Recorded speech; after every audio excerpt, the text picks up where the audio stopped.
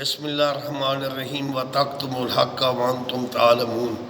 تمام تفاسیر اٹھا کر دیکھیں، یہود و نصارہ ہمارے نبی کا جو آمد کا ذکر تھا تورات انجیل زبور میں، اس پر پردہ ڈالتے تھے اور چھپاتے تھے۔ تو اللہ نے فرمایا تم حق کو کیوں چھپاتے ہو جاننے کے باوجود؟ اور پھر اللہ نے فرمایا کماثل الحمار، یہ یہود و نصارہ مولوی کھوتے ہیں کیونکہ انہوں نے اللہ کے نبی کے ذکر کے اوپر پردہ ڈال دیا۔ لیکن ماشاءاللہ نامور عالم دین حضرت زکریا صاحب نے فضائل درود و سلام میں واضح طور پر لکھ دیا کہ داتا گنج بخش رحمۃ اللہ علیہ کے مرشد شیخ ابو الفضل ختلی کے پیر، شیخ حسری کے پیر، شیخ ابو بکر شبلی بغدادی رحمۃ اللہ علیہ، وہاں اس درویش فقیر سلیمانی نے بھی حاضری دی کہ وہ پڑھتے تھے الصلاۃ والسلام علیک یا محمد، الصلاۃ والسلام علیک یا محمد۔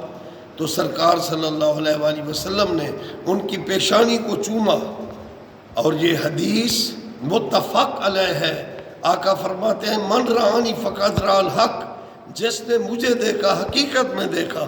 اور صلاۃ والسلام پڑھنے کا حکم قرآن سے ہے، نص قرآنی ہے۔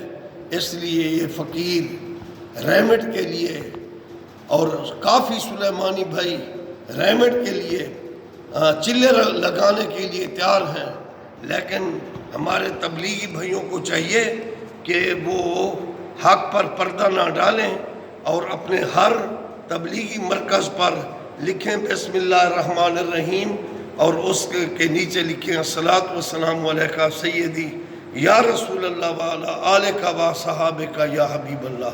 پھر تبلیغی مرکز بھی لکھ دیں، انشاءاللہ سرکار آپ کی اور ہماری پیشانیوں کو چوم لیں گے۔ اس کا پرچار کرنا چاہیے۔ اس پر پردہ جو ڈالے گا یوم معاشر کس منہ سے نبی کے سامنے جائے گا؟ حضرت زکریا صاحب نے تو کمال کر دیا۔ اس لیے فضائل درود و سلام میں یہ واقعہ دیکھ لیں۔ اللہ تعالیٰ سچ بولنے کی توفیق دے، انشاءاللہ لکھ دیں اور ہم وقت لگائیں گے۔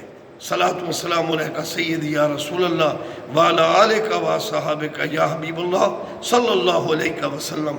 اللہ اللہ اللہ، حق حق حق حق وحدہ لا شریک لہ۔